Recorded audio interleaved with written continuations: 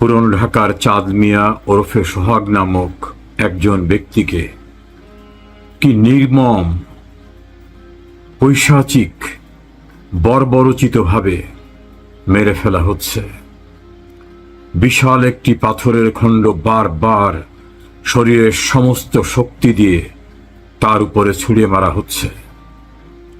তার দেহটি নিথর হয়ে যাবার পূর্বে বোধহয় শেষবারের মতো একটু নাড়াচাড়া দিচ্ছিল। ঘাতকদের মনে হয়েছে ও বোধহয় বেঁচে যাবে, সেজন্য আবার তারা বিশাল আকৃতি সেই পাথরটি দিয়ে আঘাত করতে করতে করতে নির্মমভাবে চাঁদ মিয়াকে মেরে ফেলল। পাশে লোকজন হেঁটে যাচ্ছে, একটু দূরে অনেকে দাঁড়িয়ে এই দৃশ্য অবলোকন করছে, কেউ সামনে এগিয়ে আসছে না। এ কোন বর্বরতা, এ কোন নারকীয়তা, এ কোন বিভৎসতার ভিতরে আমরা পৌঁছে গেলাম। সভ্যতা তো একদিনে তৈরি হয়নি, শত শত বছরের ক্রমবিবর্তনের মধ্য থেকে সভ্যতা ফিরে এসেছে, সভ্য সমাজ ফিরে আসছে। এখন কি দেখছি, ঢাকা বিশ্ববিদ্যালয়ে মানসিকভাবে কিছুটা বিপর্যস্ত তোফাজ্জলকে ভাত খেতে দেবার পরে বিশ্ববিদ্যালয় পড়ুয়া মেধাবী আমাদের সন্তানরা কিভাবে তাকে নির্মমভাবে মেরে ফেলেছিল, সে দৃশ্য কিন্তু আমরা বিস্মৃত হইনি। এরও কিছুদিন আগে দেখলাম একজন মানুষকে নির্মমভাবে কোপানো হচ্ছে। কোপাতে কোপাতে সে যখন নিস্তব্ধ হয়ে যাচ্ছে, তখন বিশাল একটি তরবারি হাতে আবার ফিরে এসে তার শরীর থেকে মাথাটা আলাদা করে দেবার জন্য ভয়ঙ্করভাবে কোপাতে কোপাতে একেবারেই যখন পৃথক হয়ে যাবার উপক্রম, তখন তাকে ফেলে রেখে চলে গেল। এ ঘটনা একটা দুটো নয়। চাঁদপুরে ইমামের খুতবা পছন্দ হয়নি, তিনি একজন ধর্মীয় ব্যক্তিত্ব, তাকে নির্মমভাবে মারা হলো। আমরা কোথায় যাচ্ছি? তাহলে কি সভ্যতা বিনষ্ট হবার একেবারে খাদের কিনারে আমরা পৌঁছে যাচ্ছি? আজকের পুরনো ঢাকার দৃশ্য দেখার পরে I could not control my tear. আমি স্তব্ধ হয়ে গেছি। আমার মনে হয়েছে, আমরা কি সত্যি মানুষ, নাকি মানুষরূপী আসলে পশু? যে কোনো পশুও তার মনিবের জন্য পাশে এসে দাঁড়ায় সমস্ত বিপদে। চাঁদ মিয়াকে যারা হত্যা করল, তারা তার অপরিচিত কেউ না। ছবি দেখলাম ৩০ নম্বর ওয়ার্ড যুব দলের সম্মেলনে ঢাকা মহানগর যুব দলের সদস্য সচিবের পিছনে দাঁড়িয়ে আছে এই নির্মম হত্যাকাণ্ডের শিকার চাঁদ মিয়া। অথচ রাজনৈতিকভাবে কেউ এই ঘটনার নিন্দা জানিয়েও একটা বিবৃতি দিয়েছে, আমার চোখে পড়েনি। চাঁদ মিয়ার ভাগ্নি যে আর্তনাদ করছিল, ওরে আমার পাখিরে, ওরে আমার মামারে। আমার মামা ভালো মানুষ ছিল, যে কোনো মানুষ বিপদে পড়লে পাশে দাঁড়াতো, সাহায্য করত। তার করুণ আর্তনাদ আমার এই দুইটা ভাই বোনকে কে দেখবে? অর্থাৎ চাঁদ মিয়ার ছোট্ট ছোট্ট দুইটি বাচ্চা নিথর স্তব্ধ হয়ে তাকিয়ে আছে বাবার মৃতদেহর দিকে, এবং আশপাশে যারা দাঁড়ানো মানুষ তাদের দিকে তাকিয়ে আছে। কে দেবে ওদের বাবার আদর? কে নেবে ওদের দায়িত্ব? কে দেবে ওদের সান্ত্বনা? কাকে ওরা বাবা বলে ডাকবে? কাকে ওরা জড়িয়ে ধরে বাবার মমতা পাবে? এই প্রশ্ন আজ আপনার, আমার, সকলের প্রতি তাদের। রাজনীতির অর্থ কি? নীতির রাজা, সেটা লালন করা, চর্চা করা, ধারণ করা। কিন্তু বাস্তবে কি হয়ে দাঁড়িয়েছে? রাজার মতো নীতি নৈতিকতা যাদের, তারাই রাজনীতি। কিন্তু কথা ছিল রাজনীতি হবে শ্রেষ্ঠতম নীতি, নীতির রাজা যেটা, সেটাই হবে রাজনীতি। আমরা কি শিক্ষা দিচ্ছি এই সমাজকে? আমাদের শিক্ষা প্রতিষ্ঠান, আমাদের পারিবারিক জীবন, আমাদের রাজনৈতিক দল, সামাজিক বন্ধন সবই কি ক্রমান্বয়ে ধ্বংস হয়ে যাচ্ছে? আমরা কি মানবতার শিক্ষা দিচ্ছি? আমরা কি মনুষ্যত্বের শিক্ষা দিচ্ছি? আমি প্রায়ই বলতাম, বিনিয়োগ করুন সন্তানে। বিল্ডিং উঠানো, 10টা কোম্পানির মালিক হওয়া, বিত্ত বৈভবের প্রাচুর্য গড়ে তোলাই শেষ কথা না।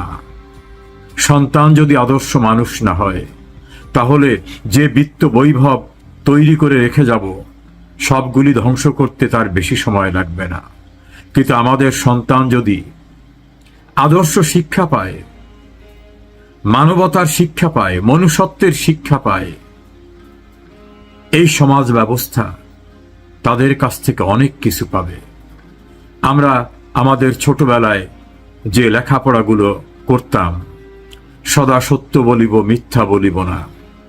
সকালে উঠে আমি মনে মনে বলি, সারাদিন আমি যেন ভালো হয়ে চলি। আমাদের সেই শিক্ষা পাঠ্য কর্মসূচির থেকে শেষ হয়ে গেছে। আমরা নিজেদেরকে এত ব্যস্ত রাখি রাজনীতিতে, পেশায়, নিজের ব্যবসায়, নিজের কর্মজীবনে।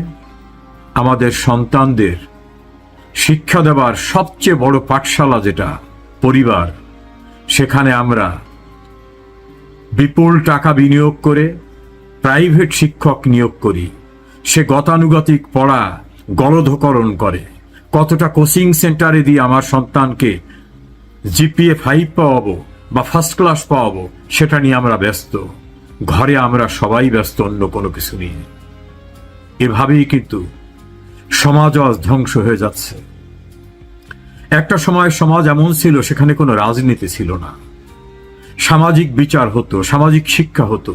একজন বয়স্ক লোক একজন মুরব্বী দেখলে তার প্রতি যে শিষ্টাচার, ভদ্রতা, সৌজন্যবোধ, সালাম দেওয়া, আদাব দেওয়া, একজন নারীকে হেঁটে যেতে দেখলে তাকে যে সম্মান করা হতো, একজন বয়স্ক লোক দেখলে তার প্রতি যে সম্মান করা হতো, একজন কনিষ্ঠ লোক দেখলে তার প্রতি যে স্নেহ মমত্ব দেখানো হতো, একজন শিক্ষককে দেখলে তাকে যেভাবে মর্যাদা দেওয়া হতো, আমাদের সবই বোধহয় ধ্বংস হয়ে যাচ্ছে। আমাদের তথাকথিত প্রচলিত রাজনীতির কারণে বোধহয় সমাজে বিভাজন এমন হয়ে যাচ্ছে, আমি যে দল করব, আমি মারা গেলে অন্য দলের কেউ আমার জানাজায় আসতে পারবে না। আমার বিপদে অন্য দল করা লোক পাশে আসতে পারবে না, আমি তার পাশে যেতে পারবো না। আমাদের ব্যক্তিগত পর্যায়ের সম্পর্ক থাকতে পারবে না। তাহলে এই সমাজ কেন? এই সভ্যতা কেন? এই পারিবারিক বন্ধন কেন? এটাই কি আমাদের রাজনীতি? এটা কি আমাদের বিচার ব্যবস্থা? প্রতিপক্ষকে দমন করার নামে আমরা কি করছি? মব ভায়োলেন্স, উচ্ছৃঙ্খল মানুষদের ভয়ঙ্কর জঙ্গি স্টাইলের কর্মকাণ্ডকে আমরা বিভিন্ন রাজনীতির নাম দিয়ে বৈধ করার চেষ্টা করছি। এমনকি রাষ্ট্রের গুরুত্বপূর্ণ পদে থাকা মানুষরাও এগুলোকে বৈধতা দিতে নানাভাবে এর সপক্ষে কথা বলেন। দেশে সরকার আছে নাকি নাই? প্রশাসন আছে নাকি নাই? নির্মম হত্যাকাণ্ডের শিকারে যারা পরিণত হলো, তাদের পরিবার বিচার চাইতে পারবে না? আদিম অসভ্য যুগেও তো এটা ছিল না। সেভাবে সরকারের থেকে ইন্ডেমনিটি নোটিশ জারি করে দেওয়া হয়েছে। কোর্টের বিচারকদের ভালো লাগবে না, তাদেরকে তাড়িয়ে দেওয়ার জন্য বলা হচ্ছে আপনারা আক্রান্ত হবেন, আপনাদের পরিবার আক্রান্ত হবে, কোর্ট আক্রান্ত হবে।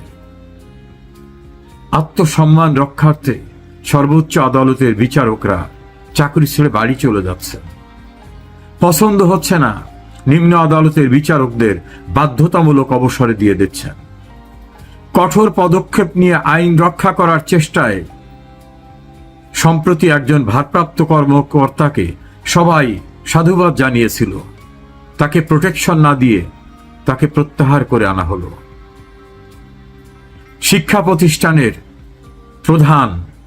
প্রধান শিক্ষক, উপাচার্য, অন্যান্য শিক্ষকদের জুতার মালা গলায় দেয়া হচ্ছে। বীর মুক্তিযোদ্ধা কানু ভাই, বীর মুক্তিযোদ্ধা সাবেক সিসি নুরুল হুদার গলায় জুতার মালা দেওয়া হচ্ছে। এটাকে আবার অনেকে জাস্টিফাই করার চেষ্টা করছে। নির্বাচিত জনপ্রতিনিধিদের কলমের এক খোঁচায় বের করে দেওয়া হচ্ছে।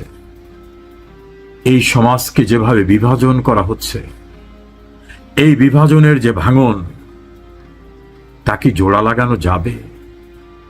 এই হিংসা এবং প্রতিহিংসার যে নগ্ন চিত্র আজকে পুরনো ঢাকার চাঁদ মিয়াকে নিষ্ঠুরভাবে প্রকাশ্য দিবালোকে সবার সামনে বর্বরচিতভাবে, নারকীয়ভাবে হত্যা করা হলো, এটা কি এখানেই শেষ হবে?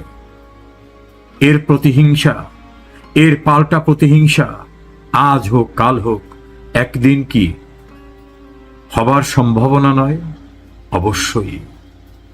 এই সমাজকে বাঁচাতে আমাদের সংকীর্ণতা পরিহার করে এগিয়ে আসা দরকার। বাংলাদেশ নামক রাষ্ট্রটি আজ বিচারহীনতা, আইন শৃঙ্খলাহীনতা, প্রশাসনহীনতা এবং আদিম অসভ্য যুগের জঙ্গি তৎপরতার মতো কর্মকাণ্ডে যারা নিয়োজিত, তাদের অভয় অরণ্যে পরিণত হয়েছে। প্রত্যেকটি রাজনৈতিক দলের ভিতরে অনেক ভালো মানুষ আছে। আসুন, আমরা যারা খারাপ তাদেরকে পরিহার করুন। আমরা যারা সঠিক পথে চলি না তাদেরকে বুঝিয়ে পথে আনুন। আপনারা সোচ্চার হন। সোচ্চার না হলে শতকরা 10 জনও নাই খারাপ মানুষ।